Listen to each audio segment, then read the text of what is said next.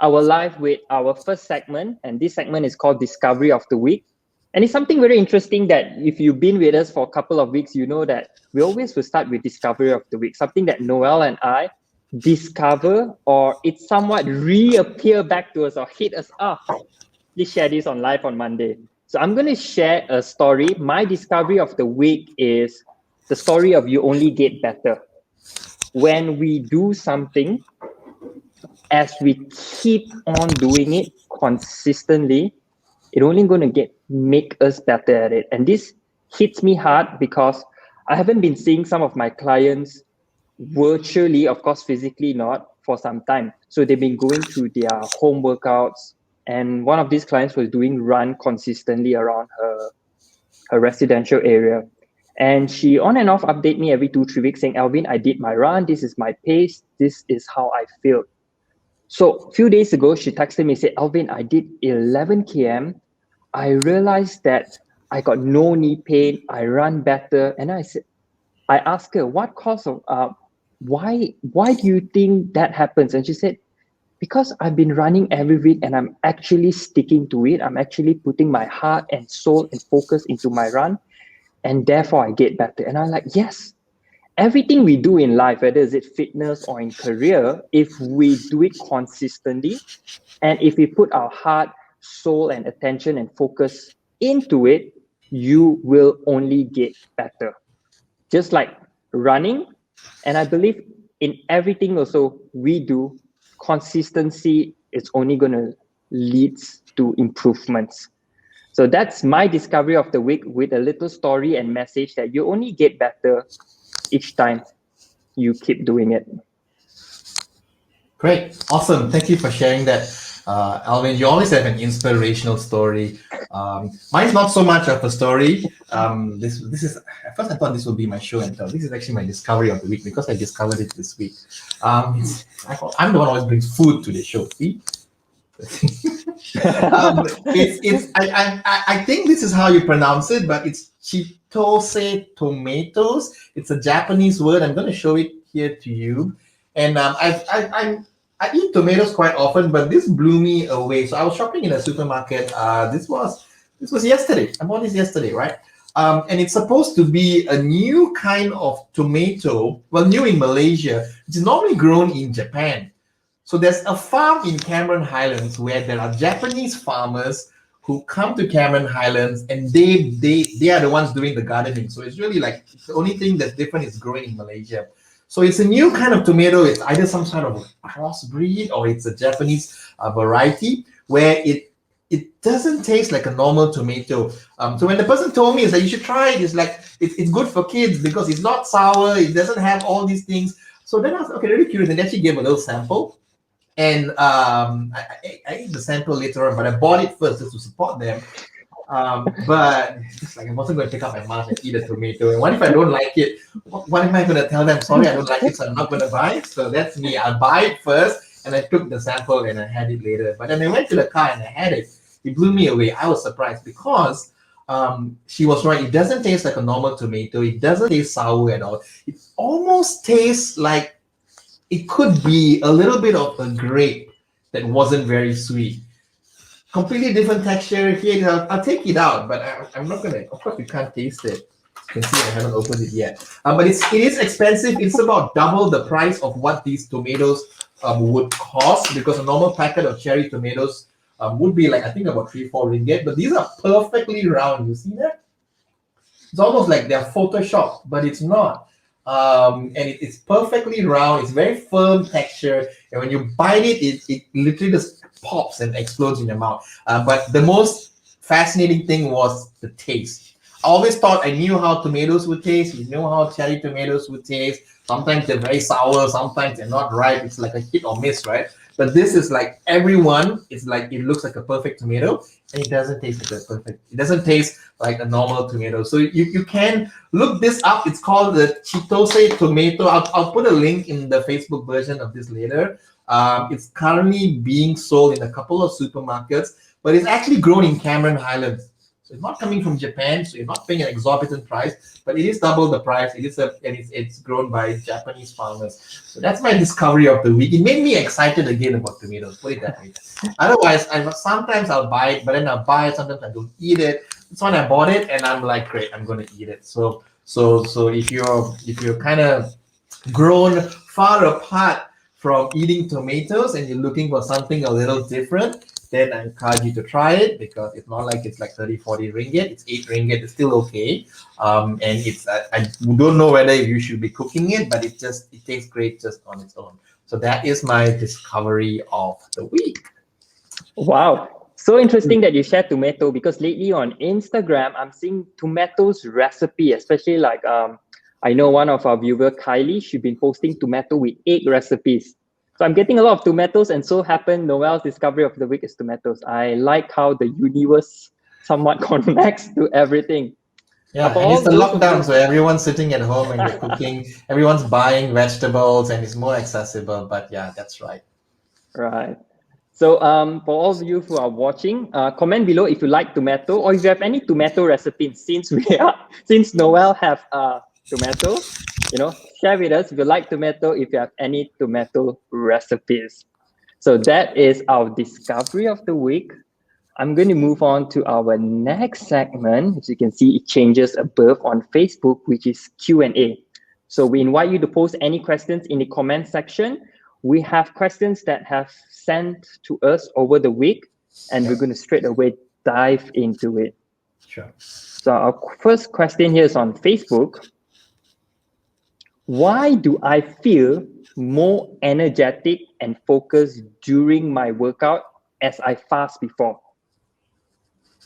So this is a Facebook user. So he's asking why he feels more energetic for his workout, as he didn't have any meals before.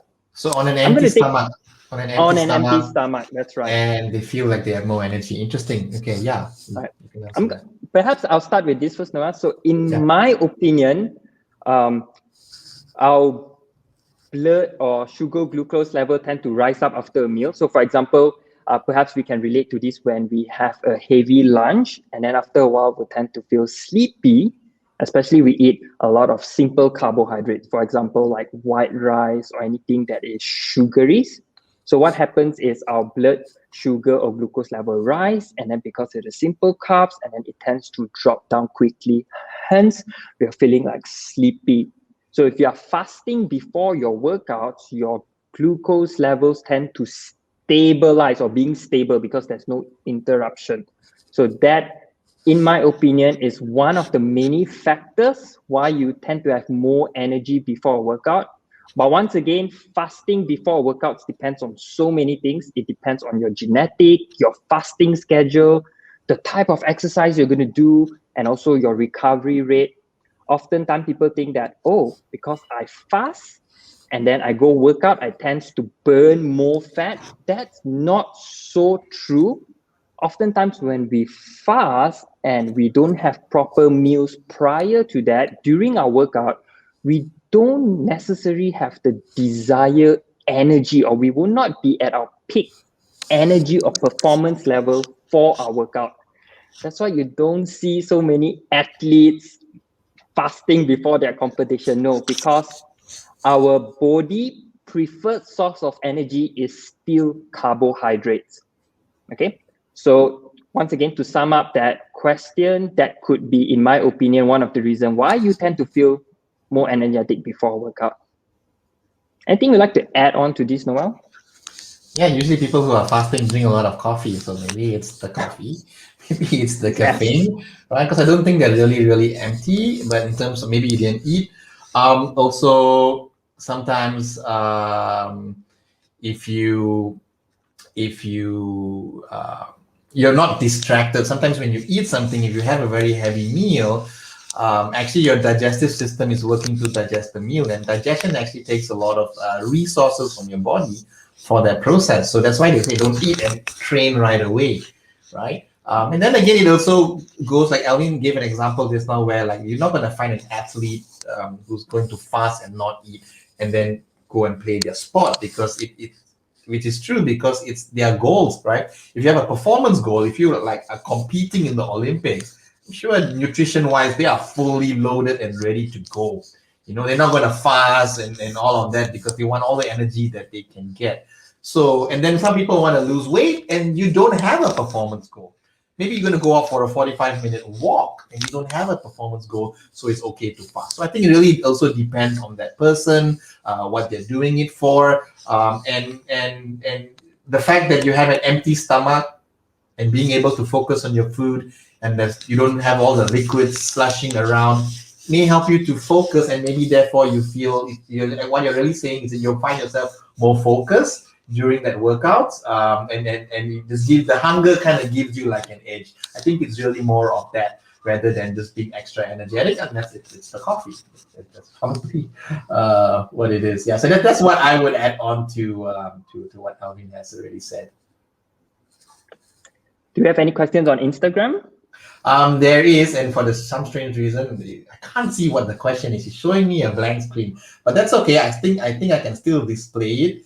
Hang on, I'm just gonna. There we go. Is it showing?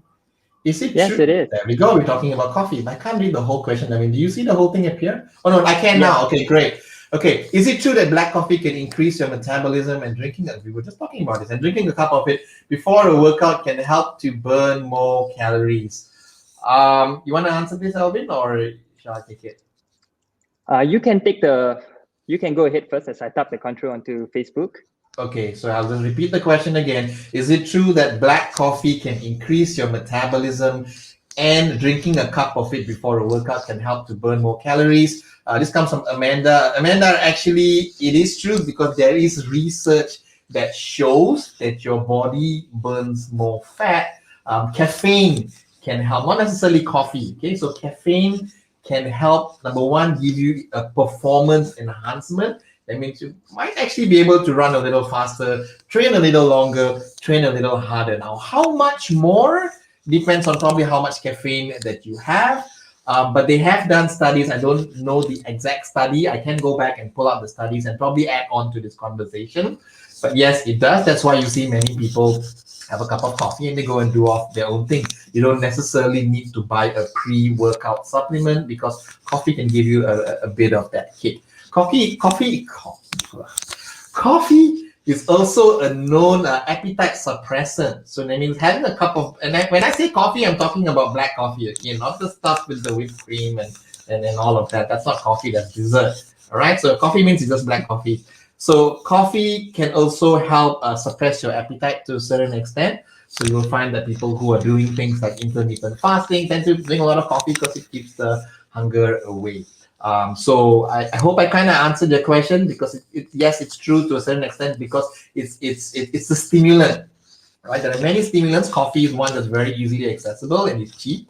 So yes, if it's going to stimulate your body for training, that's increasing your metabolism, and there is research to show that when caffeine can help you burn more fat, and it's going to also by helping you train harder, train longer. How much is the effective dose of caffeine? Again, probably the research will have those exact amounts, but I'm pretty sure it's more than 1 cup of coffee. A standard cup of black coffee has about 80 milligrams of caffeine. That's that one espresso shot. The little tiny cup that an espresso is concentrated, right? So that has about 80 milligrams of coffee. If you go to a Starbucks and have a really large Americano with extra shots, that could be easily 4, 5, 6 shots, which is a lot, right? So, and the thing about caffeine also is that it's one of those things where the more you consume and the more regularly you consume it, you actually kind of get desensitized to it. That means it doesn't have its effect anymore. And the way to overcome that is to actually get off caffeine for a few weeks and then get back on it. So I hope I gave you a bit of insight about caffeine. I think it's great. It's accessible. It's super cheap, and it's going to give you that edge and keep you alert, and give you a little bit of advantage by training longer and training harder. I think it's no harm including some caffeine or coffee. You can get caffeine from tea as well. There are certain teas that have more, right? There are herbal teas, tea infusions that can also give you caffeine. So remember, it doesn't have to be coffee. It can be any caffeine source. And if you look at pre-workouts that they sell, they usually it's a combination of synthetic caffeine, different kinds of stimulants, all just to give you that similar effect. So I hope that helps you. I hope that shed a bit of light to your question. Is there something you want to add about Right. coffee? Yeah, I think what Noel said, everything was spot on. I'd just like to add on that the impact of it is very insignificant to total calorie burns, because a lot of people have the idea that I'm going to drink coffee and that will lead me to burn more calories. So research has shown, yes, you are going to burn more calories, perhaps extra 20, 30, Yeah. 40 calories in your workout, or perhaps throughout the day with just 2 to 3 cups of coffee. So you must take the amount into a bigger picture and see how that actually may or may not help you in your total calorie consumption in a day. And also to do note that, drinking a lot of coffee, because research says coffee burns calories. So the more I drink, the more calories I burn. You want to take into account how it affects you throughout the day. Does it keeps you awake, affect your sleeping schedule? Very, very important. And my invitation, perhaps sharing my experience on how I approach caffeine, is mainly to use caffeine to boost my alertness for my workout. And I try my best not to depend on it solely, meaning that I don't need caffeine before every workout. And if one day I don't have my caffeine, oh my gosh, my workout is going to be crappy. So I rely to have more energy coming, making sure that I have proper meal, proper rest, Yeah. recovery, proper warm up. That is the best long-term solution any pre-workout or caffeine can offer you. So just keep that at the back of your toolbox. Yeah, I have a coffee story I want to share. I'm volunteering this story. You want to interesting because we're talking of all the days today. Must talk about coffee. So I decided to do this yesterday, and I'll show you all the outcome after my little experiment. Okay, so I'm going to stop drinking coffee for a week. I already started it this morning. So no coffee, but I substituted it with tea. Actually, no, today is day 2. I started it yesterday. No coffee yesterday. No coffee today as well. I'm drinking something else. If you're following me on Instagram, you'd see me brewing the tea and all of that. And that tea has a bit of caffeine, but I'm stopping coffee because I read all kinds of stuff, right? So I'm very curious, and I'll try anything.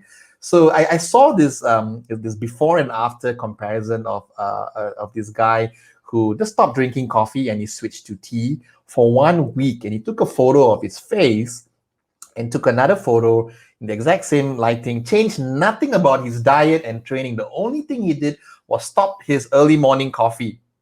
And you could see the change in his face. I don't know how. People are saying that maybe it's the inflammation, maybe there's mold in the coffee, which is actually a very common thing. Go and Google mold in the coffee. It's like everywhere.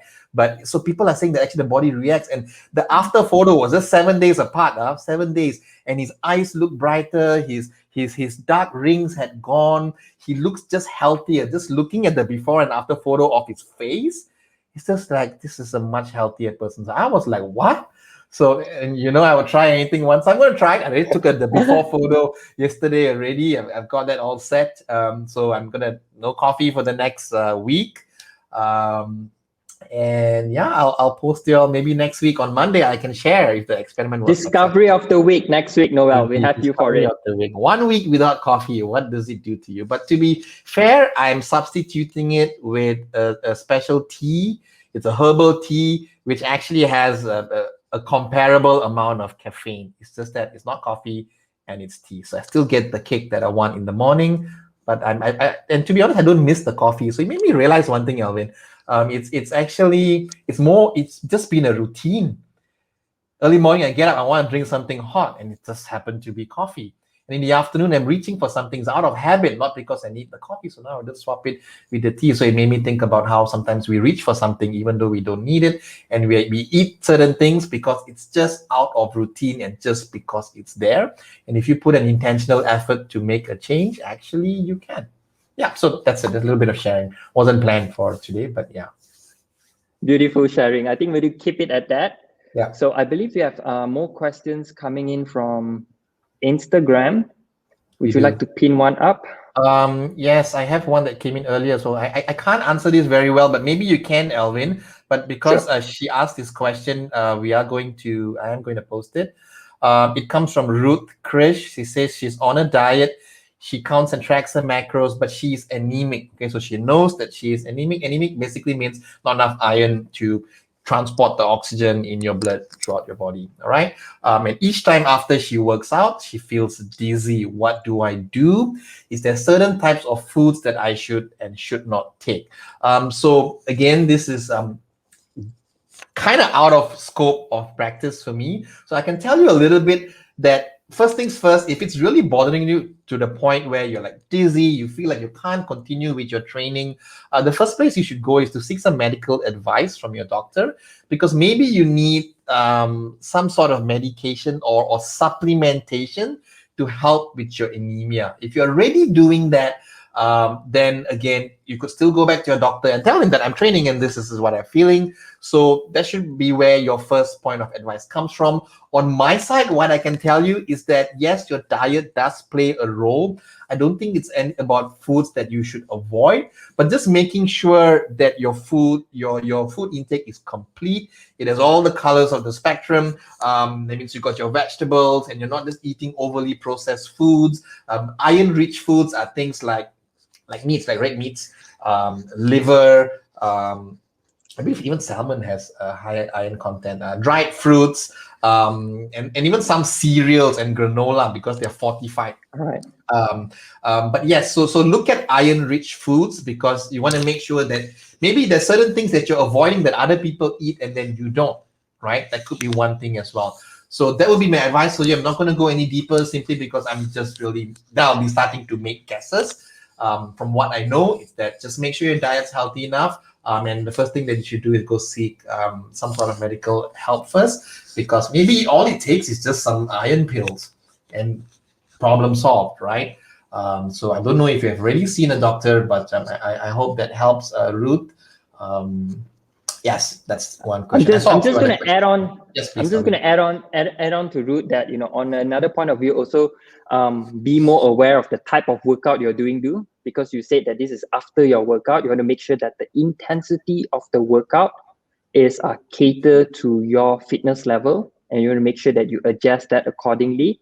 See a doctor and then readjust, reassess, and see how that goes. So that would be our advice to you. Yeah, I have another question. Another question was from Eunice is asking, what kind of tea are you substituting to coffee? It's actually called, I'll post it in the Facebook section, okay? But I bought it from iHerb, and it's actually some tea from the Amazons, and it's not matcha green tea. It's something very bizarre. But yeah, I'll share that later. So great. Okay, moving on. Okay, Do we have questions? Yes.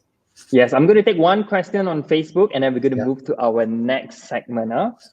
So this is from Amanda, and Amanda asks, what's the best way to break through a plateau in weight loss?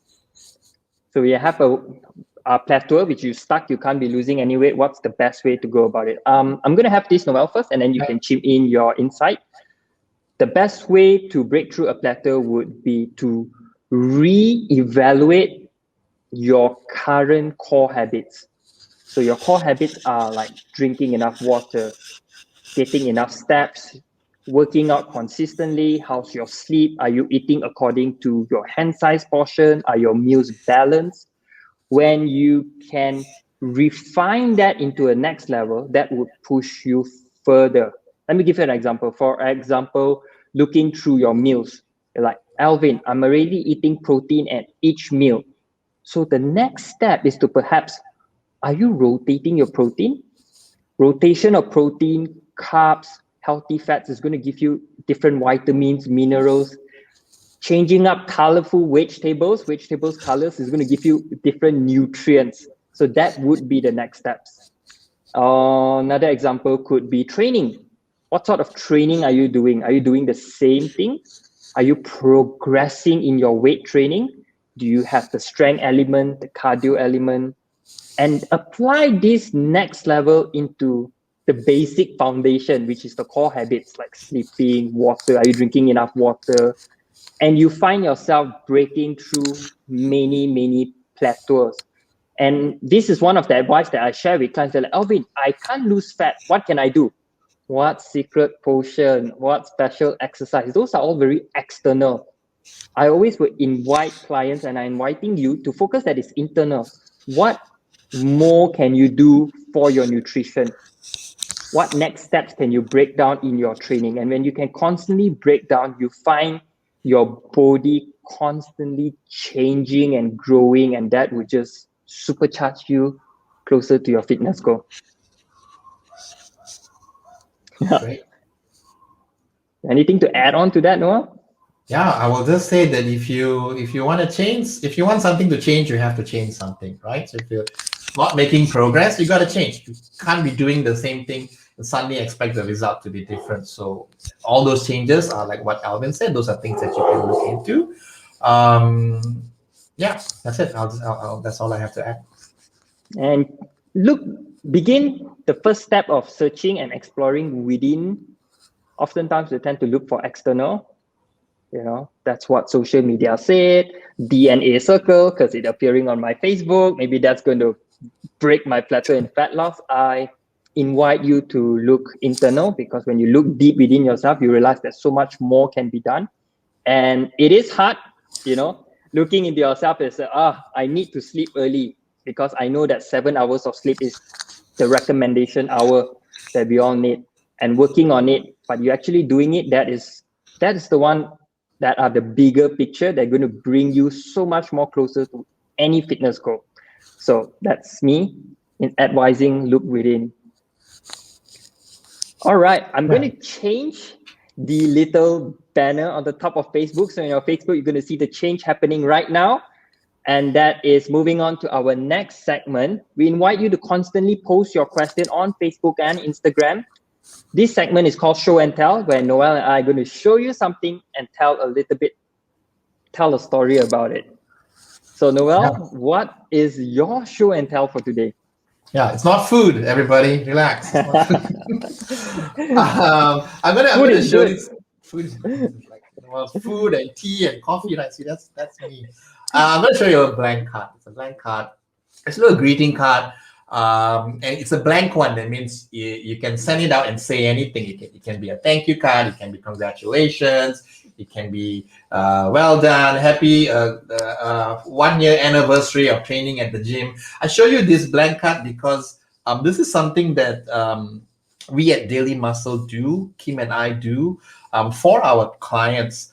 And we regularly send out cards. We regularly send out little gifts that have nothing to do with their losing weight, like, you lost 10 kgs, I'm going to send you a congratulations card. No, we sometimes randomly send these cards, and I'm sharing this as a show and tell, because this is something that all of us can do.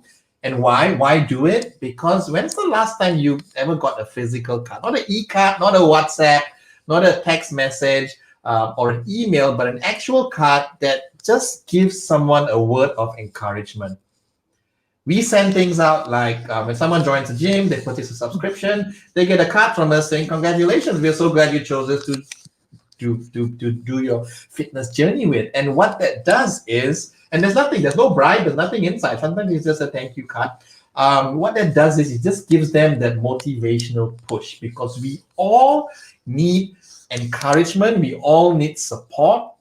And in this time and age, the last 1.5 years, where there's less face-to-face interaction, everything's online, remember to take some time out to just send an encouraging word.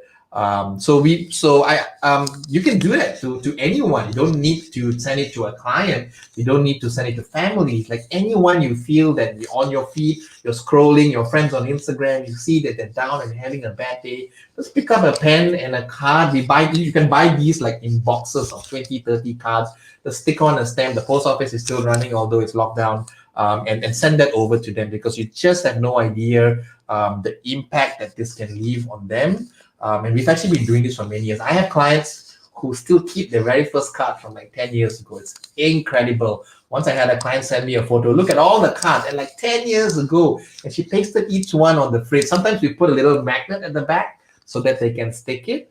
So my show and tell is not just showing a card, but my show and tell is really that I want to show you that you can take a piece of paper or a card and send it out to someone and brighten their day and motivate them and encourage them. So that's my little show and tell today, and I hope you had some takeaways from that. Oh, I love that, Noel. And I think that's what makes you a great person, a great leader, a great trainer. And that is something actually I do during festive seasons, a handwritten card given to clients. And to all fitness professionals out there, I leave you with this. Handwritten cards are really, really powerful. And Noel, you've been doing it for years already, because it brings down to this quote that I will always remember. People don't care how much you know until they know how much you care. You can be the most brilliant trainer, but just during training and after training, oh, this is just a client. People value connection. They want to know that you care. So if you're a fitness professional, this is the time to write a card, send out to your classes, to your clients, and that's going to make a big difference. Okay, give it a try. So thank you so much for sharing that, Noel. Yeah, what do you have for us? I just want to say this one, then I go to that. Those of you who have asked a question, Noel is going to send you a card, perhaps with Lululemon's voucher. Yeah. Full stop. Too expensive. And then I'll need the address, and then that's called stalking. So no. We are going to give you the address with the question. Sure. If you send me your address, I'll send you a card. How about that? DM me your address. I'll send you a card. Yeah. Okay, let's all do it.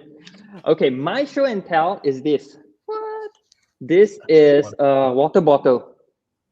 Okay, water bottle is something that I carry with me, as I share with you, wherever I go. And it's something that I advise most, or in fact, all of my clients to have a water bottle with them, because daily recommendation, we need about 2.5 to 3.5 of liter for male and female, males on the higher end, a day. And having a water bottle is serves as a reminder, like, how much water I have drank, how much water I need to drink to hit my target.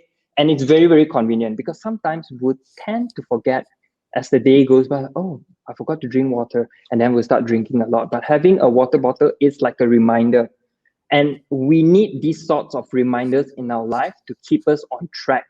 So water, very important, water bottle as a reminder. Having all these reminders is going to make sure that we do what we are supposed to do. So when you see the water bottle, or when I see my water bottle, it reminds me, okay, Alvin, I need to finish this by end of the day to hit my target. And when I hit it, I get that little satisfaction. It's like, yes, that little win with just water. And if I can have that with other areas, I'm on the journey to success. So I invite you to, I'm sure we all have a water bottle, to have a water bottle, hold it. This is your reminder, know it, see it, and try to achieve these little wins, because little wins is going to lead to bigger success. So that is my show and tell with water bottle. Great. Right. Awesome. So we talked about coffee, we talked about water, we talked about tea. What's next? So next, we're going to go back to our question and answer segment. Some questions. We have some questions. Would you like to take? Shall we take one from Instagram, and then we'll move on Facebook? So this question comes from Molly Sue 19. How do I track macros and micros? That's question one. Let's take that question first. So, you track it really by you have to measure your food, and the simple answer is that, for example, if you're having a piece of chicken and it's a drumstick and you roasted it, basically you just need to weigh it on a food scale, and then you need to go and look up the values, right? You can actually, Google has a USDA database that is pretty accurate, right? And you don't need a special book or encyclopedia that's all about food. All the information is online. And I would recommend going Google and checking it, because sometimes if you use something like MyFitnessPal, there are multiple chicken drumstick. It's all, notice the macros are different. because not all the information in the app is verified. So the apps do have a verified item as well. Sometimes you will see it with a tick, then it's safe to use. But basically, the food item, you have to weigh it. That's the only way to know exactly how much is inside. What you can't do is just go and buy something randomly and go on the app and randomly choosing, because you don't know how much it weighs, right? So it's very important that many people I've worked with, they miss that step of weighing the food because don't know where I bought a chicken drumstick, it's from a bigger chicken.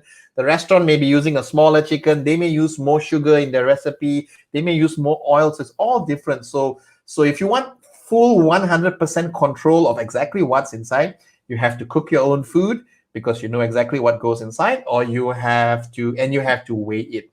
Or of course, if you buy something that comes in a box or packaging, then it's listed behind, so you know exactly what's inside. That's macronutrients. Micronutrients, you probably can't measure it at home. You probably need to take it to a lab or something, because those are things like your vitamins, your minerals, your calcium, whatever is in there, and those are not usually easily measured. But again, with the apps, you can track because they roughly know how much is in 100 grams or whatever. So that's the answer to your first question. The second question was... Can I add on to that, yes, Noel? yes, please. Go ahead. Yeah. So one thing that I used to do when I was really, really particular, but this is time consuming, is that I create an Excel sheet. All the food that I eat on a daily basis, I spend a period of time looking for their macros and micros through Google, through MyFitnessPal, and then I write it down on the Excel sheet. So I know everything deep down to the milligram of potassium in a sweet potato. And with all of that, I use the Excel sheet to then draft out my diet. So that gives me complete awareness and control of my macros and micros. It's going to take some time, but that will give you a rough understanding on how to do it with the help of an Excel sheet. Yeah, it's a lot of work, basically. It is. So I think no harm doing it. I think it teaches you a lot about understanding what you're eating, but you don't need to do live eating. Fitness doesn't mean that you need to be calculating your macros all the while. A little bit of it is fine, just for awareness, but you don't have to do it all the time. Your next question was completely different. You're asking, due to the MCO, to my friends from Malaysia watching, the MCO is our current lockdown quarantine situation. She's saying that I ended up having this habit of needing something dark chocolate, 70% and above. How to stop? Well, firstly, I would just like to say that there's no foods that are off limits. You can always find a way to fit it into your routine, right? And if you're saying that it's dark chocolate, that's 70% chocolate and above, that's usually very little sugar in there and more of the actual cocoa solids in there. So that's definitely a healthier choice of chocolate.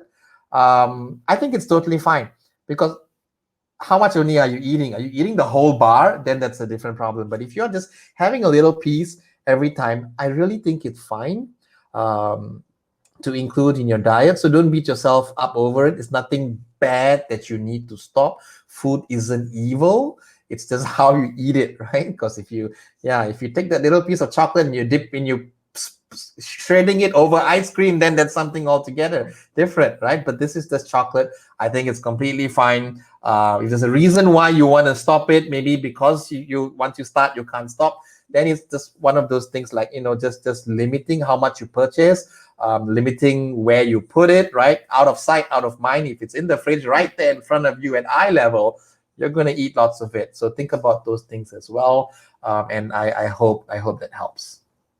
And perhaps also add on a substitute. So if you prepare yourself fruits, and when you see the fruits, you will tend to have to eat the fruit. So when you eat the fruit, you don't feel like eating chocolates. Yeah. So having something on standby, which is true. Like how I took away my coffee, but if I did not have the tea, it's gonna go downhill. So if you're gonna take that chocolate away, make sure you have something else that you can just munch on, so that your brain also gets the signal that, hey, life is still going on as usual. Awesome. Great question. I hope that helps. Keep your questions coming, my friend, on Instagram or on Facebook. We still have more coming in, but I'm going to ask Alvin, does he have anything here? Yes, so we have a question here on Facebook that is addressed to Noel. Is it safe for gym to reopen now in Malaysia? Tricky question, because a great question. Thank you for asking that. And a lot of gym owners are fighting for their gyms to open. Here's what I believe. I think it's actually pretty safe because gyms have very high SOP standards. I think most gyms are exceeding what is required by the government, and paying attention to things like ventilation. The restaurants mostly don't do that, right? That's not required. So I feel that gyms have a very a strict level of sticking to the operating standard operating procedures laid out by the government, so it's safe. But what's not safe is, so the gym is safe, yeah. The gym on its own, people going in and out, I think it can be done very safely. But what's not safe is that during this time of lockdown, where there's so many cases, COVID cases right now, I think it's just best that people limit the movement, right? Stay at home unless you absolutely need to come out. And having to go to the gym is just another reason to come out, because there's other things that you can do in terms of working out.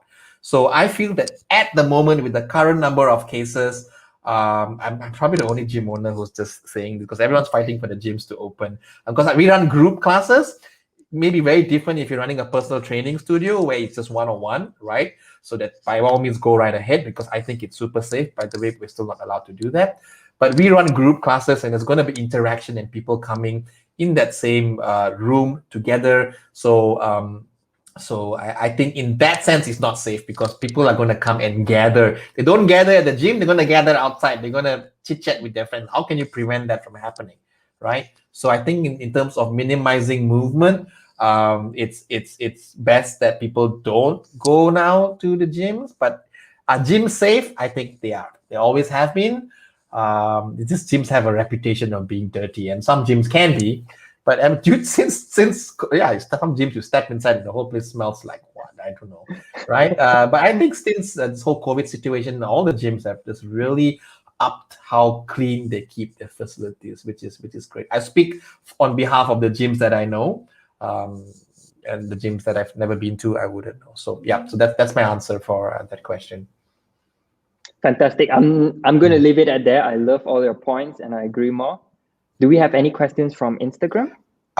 There's a question here. It's from Kim. It's a real question. It's a true story. She says, let's talk about Milo. That day at the grocer, she saw Milo with almond milk. I don't know whether you've seen this, Alvin. It's like Milo, like pre-mixed with almond milk. So Kim's question is, does it have lesser calories? I didn't check the label, so I'm not sure. But I have a feeling that it most likely will be about the same. If anything, I think that this option of Milo is just more, it's friendly to vegans or people who are on a plant-based diet. So Milo has come up with a pre-made package drink that, you know how everyone says that the Milo from the packet is different from the Milo that you make at home. So Milo finally listened to everybody, and now they have something that's not just with milk like the normal ones. They also have something that's plant-based, and it might be the same amount of calories. It might be a little bit less. It might even be more. You just wouldn't know unless you compare labels. And even then, even if something is less calories, more calories, end of the day. Remember, I was answering the question just now about Molly's question about chocolates, and it's like there's no such thing as foods that are off limits. I think you could easily fit a little packet of Milo into your routine. I know there's a lot of campaigns out there that demonize Milo, and it's like, oh, it's the drink from the devil because it's got so much sugar. It's like there's sugar in all the other things that we're drinking as well, right? So yeah, I hope I answered that question. Yeah. When you mentioned Milo, I can only think of one of our colleagues and mentor, Lawrence, who loved Milo so much. Right. Yeah. Okay, awesome. we have a question here. Yep. And this is a very interesting question. It says, it's addressed to me. It said, Alvin, why your Instagram only have 1,400 followers, so little? So this was sent in to me. Yeah, this was sent in to me through Facebook, and I find it fascinating and a little bit funny. Why is because you haven't followed me yet. There you go. More of you follow me, that number would probably change over the next few days, over the next few weeks. Now, I just want to add on is that followers and numbers are not the thing that I'm chasing. I think I'll speak for myself. Being a fitness professional, the goal here is not to be famous. Famous doesn't make me sleep happier at night. The goal as a fitness professional, or why am I become a trainer, is to help people. So social media, I feel, is a great tool for us to use it to educate the people around us on what is the right information, what we should be doing more, should be doing less of, and not so much of a tool to show ourselves. Or I mean, you can, but as a fitness professional, I see it as a mean to educate, and that's it, full stop. So doing that, I'm really, really happy. And I feel that I'm actually living a very ideal and happy life. I feel contented every night when I go to bed. I know that I'm using my social media the best with what I have, what I am right now. And the goal is not to be famous. And I feel that even if I have 2 million followers, I'm not going to be extra happy also. Yeah. So that is my answer. Yeah, and if you ask me, I think, Alvin, I didn't know how many thousand followers you had. I think you probably reach more people than those with 10,000 followers, even, right? If you just have an account and you're just posting photos of you wearing different clothes, and what is the influence and the impact that you're having? Right. So yeah, again, It's very, the quality very that matters.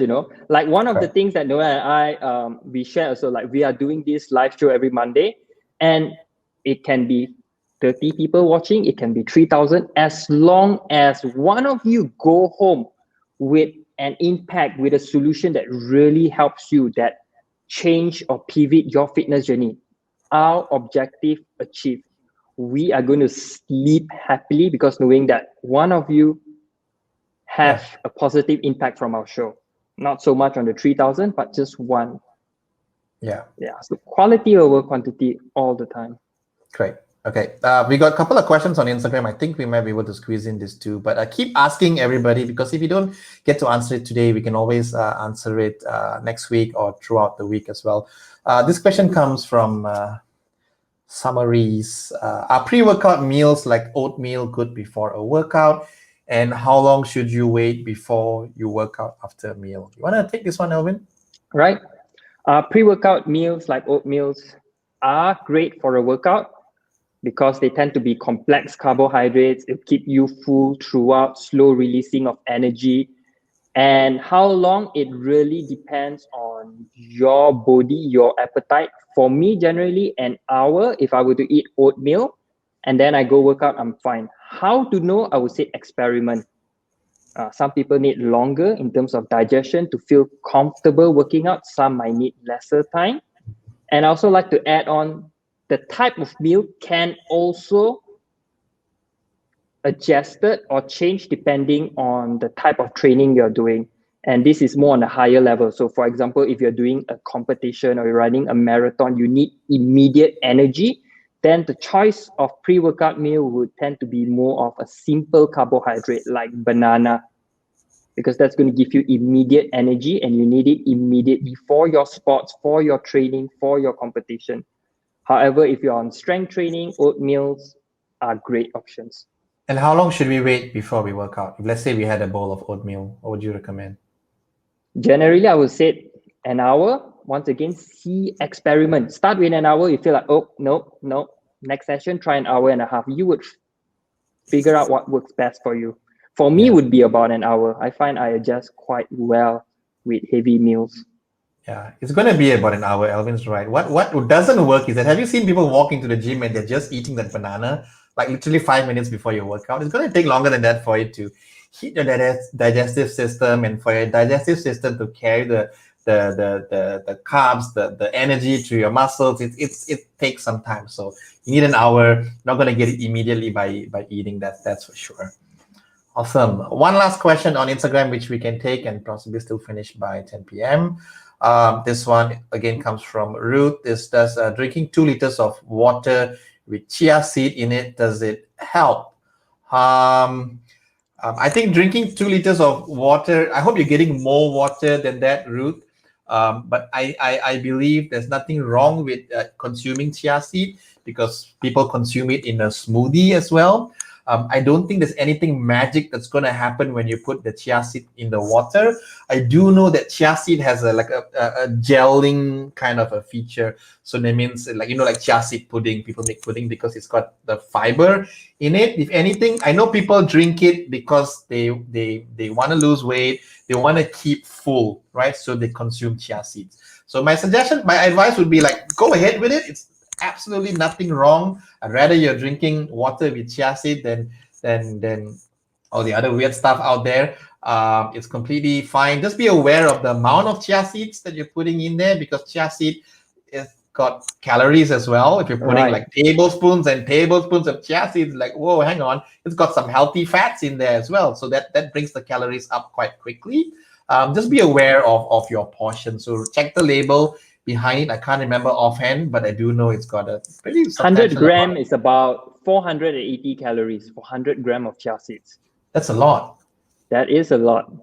480. Wow. There you go. So go easy on the chia seeds. Yeah. Okay. Yeah. Perhaps another thing we can do is also alternate, chia seeds, and then perhaps certain days with lemon, and certain days with maybe some tea leaves to add some flavor. And once again, just to add on to Noel's point, is as long as it helps you to drink more water, it's good. And having different variety is going to make you want to do more, add more creativity or variety differences in drinking water. Yeah.